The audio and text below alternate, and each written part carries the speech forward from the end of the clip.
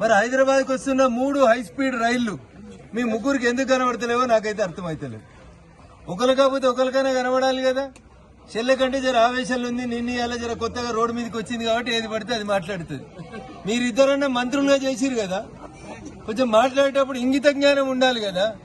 ఇట్లా మాట్లాడే అట్లా పోయిర్రు, జనానికి దూరం అయింది. ఇంకా బుద్ధి రాకపోతే కష్టం అవుతుంది. బడ్జెట్ లోపల రోడ్ల బడ్జెట్ లోపల 10% రోడ్ల బడ్జెట్ పెట్టినాం. వాళ్ళకి అర్థమైతే చెప్తున్నాం. ఆఖరికి తెలంగాణకి ఏమొచ్చింది, తెలంగాణ ఏం పాపం చేసిందని బట్టి మాట్లాడుతున్నాడు.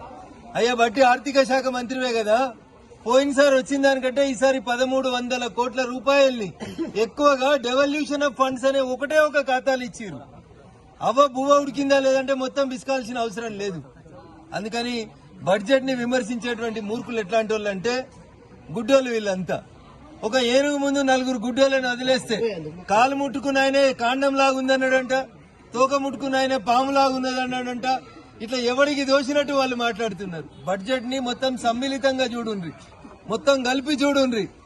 ప్రపంచ దేశాలలో ఆర్థిక వాణిజ్య రంగాలలో రకరకాలైనటువంటి గందరగోళమైనటువంటి పరిస్థితులు ఏర్పడినటువంటి ప్రస్తుత తరుణంలో భారత ఆర్థిక వ్యవస్థ స్థిరంగా ఉండడానికి, నిలబడడానికి, యువతకి సంక్షేమానికి పేదల కోసం నిరూపించడానికి ఇచ్చినటువంటి బడ్జెట్ ని ఏమి లేదు తెలంగాణకి 0 అని మాట్లాడటం అనేది మీ మూర్ఖత్వానికి నిదర్శనం.